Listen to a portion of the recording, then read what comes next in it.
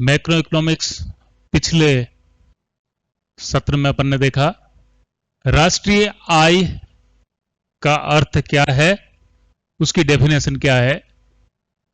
इसी पार्ट को आगे बढ़ाते हैं। राष्ट्रीय आय की विभिन्न अवधारणाएं कौन कौन सी होगी, इन विभिन्न अवधारणाओं को बहुत सारे पार्ट में विभाजित किया गया है, जिसमें सबसे बड़ा जो मेजर कॉन्सेप्ट जो काम करता है वह है सकल राष्ट्रीय उत्पाद, जीएनपी। कॉन्सेप्ट बहुत सारे हैं। जीएनपी का कॉन्सेप्ट होगा, एनएनपी का कॉन्सेप्ट होगा, एनआई होगा, पीआई होगा, डीपीआई होगा, पर कैपिटा इनकम होगी।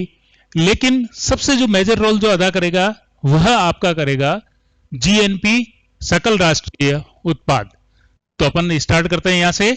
सकल राष्ट्रीय उत्पाद किसे कहेंगे? किसी भी देश में एक निश्चित समय अवधि जो प्राय 1 वर्ष मानी जाती है, 1 वर्ष में उत्पादित समस्त अंतिम वस्तुओं और सेवाओं का जो बाजार मूल्य होगा, मार्केट प्राइस जो होगी, उसका यदि योग कर दिया जाए तो उसे अपन सकल राष्ट्रीय उत्पाद कहेंगे। यानी कोई सा भी राष्ट्र है, उस राष्ट्र के अंतर्गत अंतिम वस्तुओं और सेवाओं को ही लेंगे और जीएनपी का जो आकलन करेंगे वह बाजार मूल्यों पर किया जाएगा। जीएनपी एट मार्केट प्राइस होगी। उस बाजार मूल्यों पर जो इसकी कॉस्ट आएगी उसे अपन सकल राष्ट्रीय उत्पाद कहेंगे। मींस एक देश होगा, एक निश्चित समय अवधि होगी और फाइनल जो गुड्स होगी उसको ही अपन शामिल करेंगे। इंटरमीडिएट गुड्स को शामिल नहीं करेंगे, अंतर्वर्ती वस्तुओं को शामिल नहीं किया जाएगा। तो सकल राष्ट्रीय उत्पाद का मीनिंग जो आपका है वह एक देश में 1 वर्ष में एक निश्चित समय अवधि जो प्राय 1 वर्ष मानी जाती है में उत्पादित अंतिम वस्तुओं और सेवाओं के बाजार मूल्य के योग को जीएनपी कहेंगे। अब जब जीएनपी अपन ने कह दी तो जीएनपी की कौन कौन सी विशेषताएं होगी, उन विशेषताओं को आप देख लीजिए। जीएनपी में अंतिम वस्तुओं और सेवाओं के बाजार मूल्यों के योग को शामिल किया जाता है। यानी इसमें मध्यवर्ती वस्तुएं या कच्चे माल या इस प्रकार की किसी भी वस्तु को इसके अंतर्गत शामिल नहीं किया जाएगा। यदि मान लीजिए अपन ब्रेड का उत्पादन करने जा रहे हैं और उस ब्रेड के उत्पादन में यदि अपन आटे का मूल्य को यदि जोड़ दिया जाए या उसकी पिसाई के मूल्य को जोड़ दिया जाए या इसके साथ और किसी प्रकार के अगर कच्चा धान है उसके मूल्य को अगर जोड़ दिया जाए तो यह आपकी दोहरी गणना हो जाएगी। तो इसलिए जीएनपी को ज्ञात करते समय इस बात का ध्यान रखा जाएगा कि जीएनपी में केवल अंतिम वस्तुओं और सेवाओं के बाजार मूल्यों को ही शामिल करेंगे।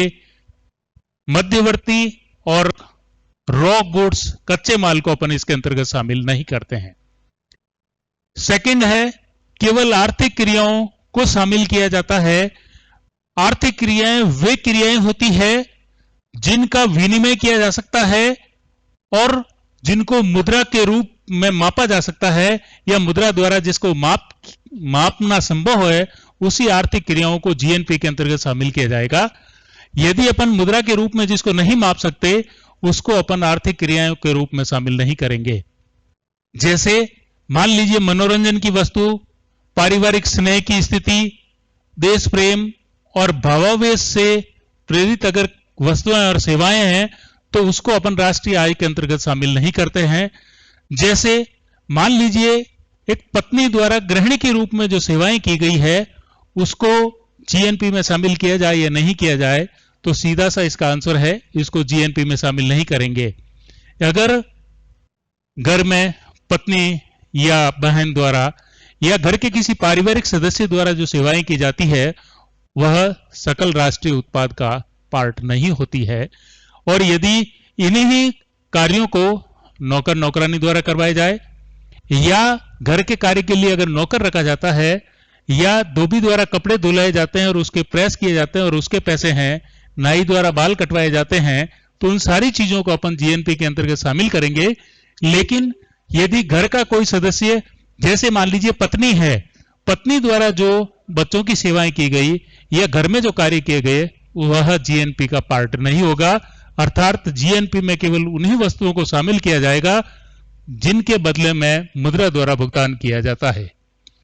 घर का यदि किचन का गार्डन आपने बना रखा है, घर के पिछवाड़े में कोई अगर जमीन पड़ी है और आप उसमें यदि सब्जी का उत्पादन करना चाहते हैं या सब्जी उगाते हैं, तो वह सब्जी का जो मूल्य होगा वह राष्ट्रीय आय का पार्ट नहीं होगा, क्योंकि अपन ने आराम के लिए या अपन ने अपना समय पास करने के लिए इसको किया गया है, जिसके बदले में किसी प्रकार का मौद्रिक लेन देन नहीं हुआ है, उसको इसके अंतर्गत शामिल नहीं किया जाएगा। फिर आता है हस्तांतरण भुगतान। हस्तांतरण भुगतान का मतलब अगर किसी प्रकार का कोई ट्रांसफर पेमेंट हुआ है तो उसको भी इसके अंतर्गत शामिल नहीं किया जाता है, क्योंकि हस्तांतरण भुगतान का मतलब एक व्यक्ति का व्यय होता है और दूसरे व्यक्ति की आय होती है, उसे अपन हस्तांतरण भुगतान कहते हैं।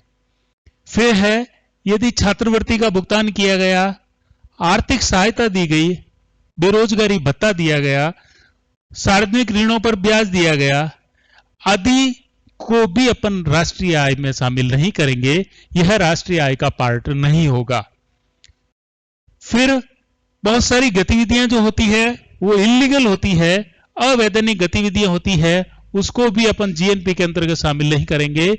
अवैधानिक गतिविधियां वे गतिविधियां होती है जो गतिविधियां आय अर्जित करने के लिए हो सकती है, लाभ के लिए हो सकती है, लेकिन जो कानून सम्मत नहीं है, जो विधि सम्मत नहीं है, अर्थात जिनकी कानून, देश का कानून इन गतिविधियों को करने की इजाजत नहीं देता है, उस पार्ट को भी अपन राष्ट्रीय आय के अंतर्गत शामिल नहीं करते हैं।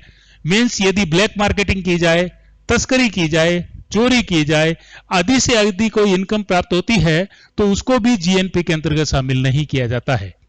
तो कुल मिलाकर के जीएनपी में उन्हीं वस्तुओं को शामिल किया जाता है जिस वस्तुओं से अपने को अर्थ का अर्जन होता है, अर्थात आर्थिक क्रियाओं को शामिल करेंगे, अर्थात जिन्हें मुद्रा के रूप में माप सकते हैं। फिर अगला पार्ट आता है, अगली विशेषता, केवल वर्ष के दौरान उत्पादित वस्तुओं और सेवाओं को ही शामिल किया जाता है। इसमें एक निश्चित समय अवधि के अंतर्गत उसी वर्ष विशेष के दौरान जो उत्पादन होगा उसको शामिल किया जाएगा, न कि पिछले वर्ष में उत्पादित माल को शामिल करेंगे या न ही किसी दूसरे वाले पार्ट को इसके अंतर्गत शामिल करेंगे। तो केवल वर्ष के दौरान जो उत्पादन होने वाली वस्तुएं होगी उसी को जीएनपी के अंतर्गत शामिल किया जाता है।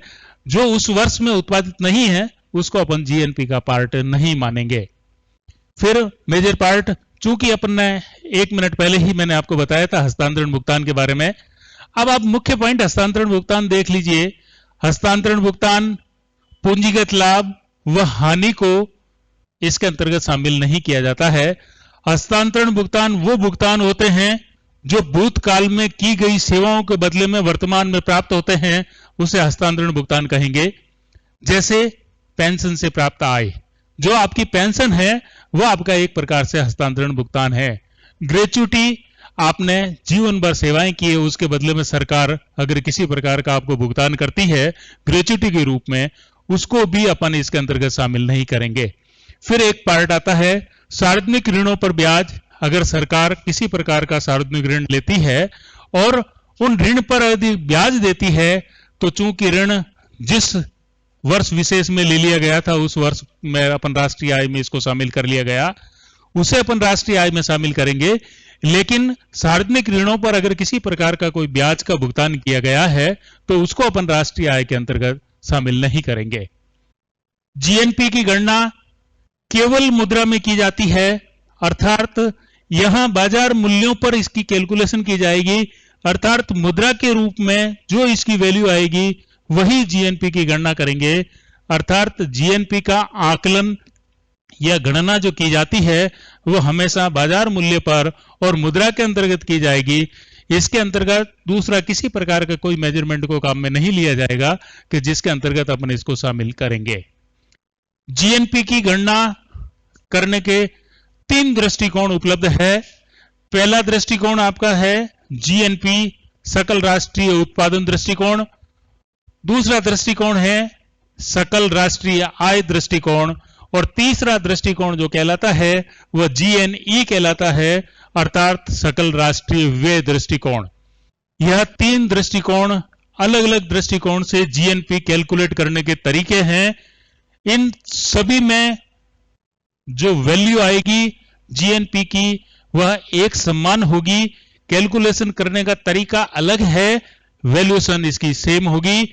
और GNP is equal to GNI होगा और GNI is equal to GNE होगा। देखिए इक्वल टू के लिए अपन दो बराबर का निशान जो है उसको अपन लिखते हैं, लेकिन मैंने जब यहां पर लिखा तो इसके अंतर्गत बराबर के नीचे एक लाइन और लगा दी, यानी 3 लाइनें लगा दी। तो 3 का मतलब यह होता है कि GNP लगभग बराबर, एक होता है इक्वल टू में 2 लाइन होगी, और अगर अपन 3 लाइन अगर खींच देते हैं तो ये लगभग बराबर हो जाता है। तो GNP is identical to GNI होती है और GNI is identical to GNE होता है। अर्थात ये तीनों ही दृष्टिकोण समान होंगे। अगला जो अपना लेक्चर होगा उस लेक्चर के अंदर अपना मुख्य पॉइंट यही रहेगा कि GNP GNI के बराबर होगी और GNI GNE के बराबर होगी। ये दृष्टिकोण अपन पढ़ेंगे।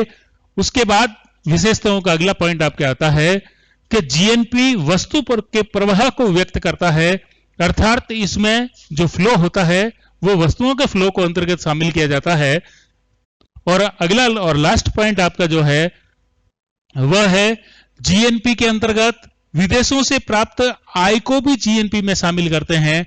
अब विदेशों से प्राप्त आय क्या होगी? इनकम फ्रॉम एब्रोड कहलाती है ये, यानी राष्ट्रीय आय के अंतर्गत मान लीजिए अपने राष्ट्र का कोई भी व्यक्ति जो है वो बाहर किसी भी देश में आय अर्जित करने के लिए चला जाता है और वहां से वो जो इनकम कमा करके लाएगा वह आपकी राष्ट्रीय आय का पार्ट होगा। और अपने देश में अगर किसी भी प्रकार का कोई भी व्यक्ति अगर बाहर का रहता है और वह अगर कोई भी अपना अर्जन करता है तो वह अपना देश में ले जा सकता है।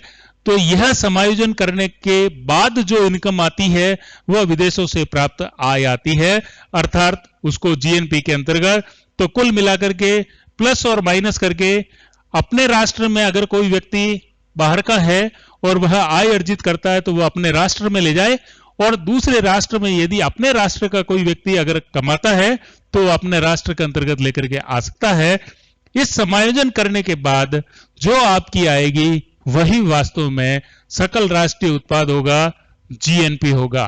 तो GNP का बहुत बड़ा कंसेप्ट है कि GNP में किन किन वस्तुओं को शामिल किया जाएगा और किन किन वस्तुओं को GNP के अंतर्गत शामिल नहीं किया जाएगा। यह आपका विशेष बिंदु है, इस विशेष बिंदु की ओर ध्यान करें।